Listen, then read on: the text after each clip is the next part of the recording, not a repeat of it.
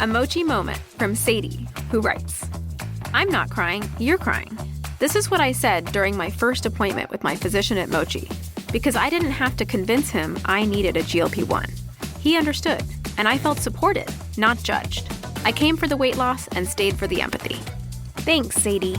I'm Myra Ahmed, founder of Mochi Health. To find your Mochi moment, visit joinmochi.com. Sadie is a Mochi member compensated for her story. Every team, every topic, everywhere. This is Believe.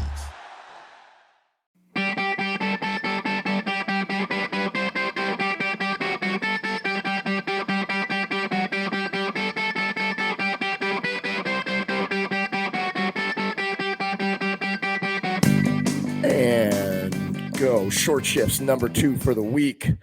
Jeffrey Jehu. That's my name. You gonna say Jason, Vechs, your brother-in-law? Yeah, who knows? Tiger Woods. My brother-in-law looks identical to Tiger Woods, like for real, guys. Amazing. People mistake him for Tiger Woods all the time. It's wild. Anyways, Topher is not Tiger Woods. Topher is not Jason. Topher is Christopher Ryan. Topher Scott. My question to you. This is something that when I first retired, 17-18 was my last season. So it was 18-19. It was my first year coaching. I coached U18 AAA. And when I was a kid, things were just way different, especially being from St. Louis with travel. And so our team, our organization made the 16s and 18s travel on a bus without their parents to a lot of weekends. The players also roomed together. You weren't allowed to room with your parents. The 16s did it as well. I don't know if the 15s did or not. How do you feel about like mandatory bus rides in hockey for traveling? Yay, nay. Traveling, like, should players be rooming together? Should you take their phones? I know that's something we've talked about before, but I think it's something that a lot of coaches struggle with now. And I think it's something that I really wanted to address here. Like when you're traveling, what age, if any, do you make them ride on a bus together? What age, if any, do you make it where they're not rooming with their parents and take their phones? And like, how do you think travel should be done? Oh, that's a really good question. I would say there's not a one size fits all answer for that. Right.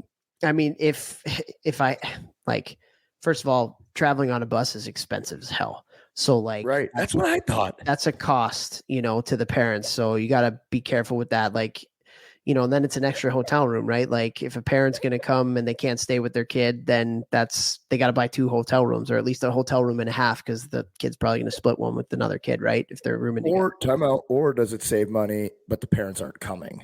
They're not, and that might be the case too, right? Yeah, that might be the case too, for sure. So again, I don't think it's a one size fits all. When you get to 16s and 18s, if you're talking about like tier 1 AAA type stuff, I think it's good to do because it'll get them a little bit more ready for junior hockey. Like junior hockey, you spend a lot of time on the bus. How much time did we spend on I-80 going through Iowa, Chicago, Illinois? I'm glad you said that too. Like, and this is something that I've also thought about on the other, because I don't know which way I am, or if it's like, if it's all the time in 16s and 18s, or is it a couple times? But like, I had only been on one bus trip in my whole life before I got to the USHL. Sure. And then it's like, oh, you're taking a 6-hour bus ride on game day. And then you bus 6 hours back, and then you're playing the next day, maybe in the same spot, maybe somewhere else. Then you're busing home again. Oh, and you got to go to school the next day all day and practice and fight each other in practice. It was just wild, like after doing none of that, I did one bus trip, and that was it before I got to the USHL. And so I was definitely kind of shocked a little bit. Yeah. So like the bus trip thing, I don't know if you can mandate that. Like obviously the academies, they're busing everywhere. But I think it'd be great to do once or twice a year for sure, because not only, and it's fun too. Like I think if you're younger, in the younger ages, you do one too, and you have the parents come on the bus with you. I think that's phenomenal. And so, yeah, it's just kind of getting you ready. And then like the phone thing's an interesting one for me. So I was out at Bishop Kearney Academy this week in Rochester, and they're one of the top programs, right? And they do it really well, man. Like we went on the ice with them, and the kids, when they get into the locker room, there's this big phone case and all the kids have their number on it. And before you enter the locker room, you have to put your phone in the phone case. So there's no phones in the locker room. I thought it was awesome. The locker rooms were also immaculate. Like they were cleaned. So coaches did a phenomenal job to make sure, like, that stuff's important to me, and I know it's important to you. How you do anything is how you do everything. Right. But one story about bus trips. So when I was coaching at Cornell, we did a European trip. So we went out there in like early August, and we kind of did a training camp. We went to a bunch of different cities. We played a couple of the pro teams out there. And it was interesting because as the coaches were sitting at the front of the bus and we're looking back, and it was louder than it's ever been on the bus. It was louder than it's ever been. Why? Because we're in Europe and nobody has cell phone service. And so the boys didn't have cell service. So they're playing board games. They're like telling jokes. They're all talking and the team was like legit kind of gelling. And so we're looking at each other and we're like, do we need to take cell phones away during bus trips or on the road? And we didn't end up doing it because they're old enough. Like, you don't want to kind of like treat them like real amateurs. They're in college.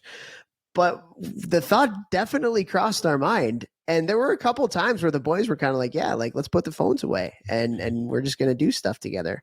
I wonder, are there any teams in college that you've heard that do some kind of like phone takeaway? I don't know. I'm sure it might happen. It might be interested to know. It's a great idea. I mean, phones, man, like look, when we were, I'm not going to be the old guy screaming at the clouds here, but like when we were in junior hockey, we didn't have cell phones. Yeah. Nope. And the bus trips were unreal. Like we played cards the whole time. We're telling stories. Like we're board game. Like we just razzing each other. Just talking. And then a movie would come on and then you'd watch the movie together. Everybody's watching the same thing. So, you're like, beaking the guys that pick the movies and stuff. If the movie wasn't any good or you're laughing at the comedies, you're always watching comedies. And so, like, that was a big team building thing, right? Is a big team building thing. So I don't know, man. Like, yeah, maybe at the youth levels, like if you're doing a bus trip, you take the phones away.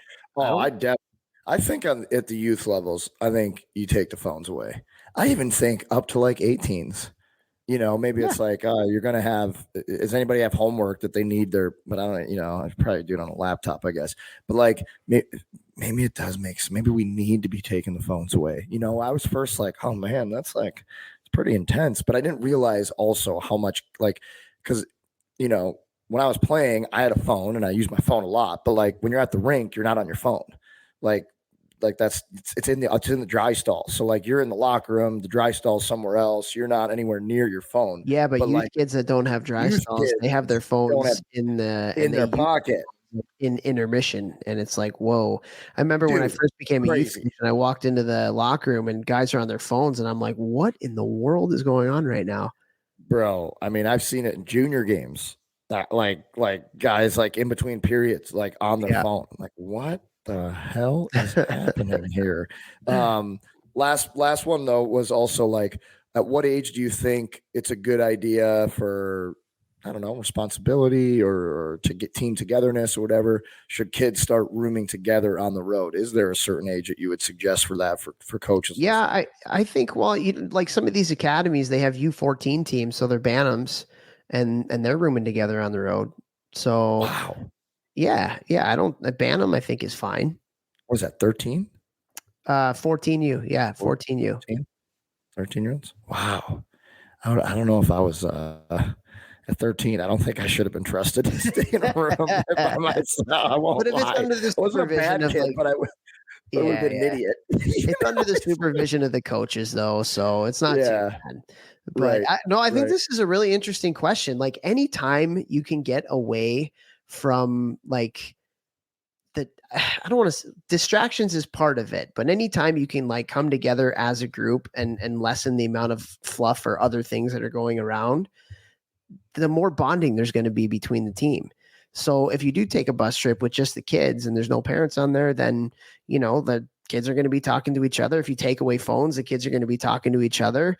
And so, yeah, I don't see why that's such a terrible thing. And then, and on, even for the younger kids, like take a bus trip. It doesn't have to be every weekend, but it's fun. Like I remember when we won our national championship, it was up in Minnesota, and we took a bus up there. All the parents were up front, all the kids were in the back, and like the bus was jam packed, and we had a great time, and we won. And so that ride home from Minnesota was wild. All the parents are boozing up front, like the kids are going nuts in the back. Like we shaved my dad's head, like it was hilarious. Yeah, he said, "Hey, if we win, we can shave my head." So we shaved his head. It was Your unreal. dad is so yeah. What they do to him? I saw your dad. They won a tournament, and the kids were dumping water on him. Or Yeah, they something dumped water all recently. over him. So great. But yeah, Like, anytime you can use love little that. things like that for team bonding, team meals, team bus trips, like go-karting, mini golfing, like all that kind of like that's a game changer. Shinny in the hotels. Shinny in the The hotel. best. Share the show. Play Shinny.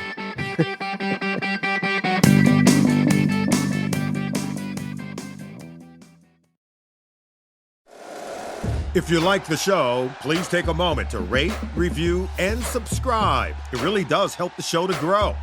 Thank you for listening.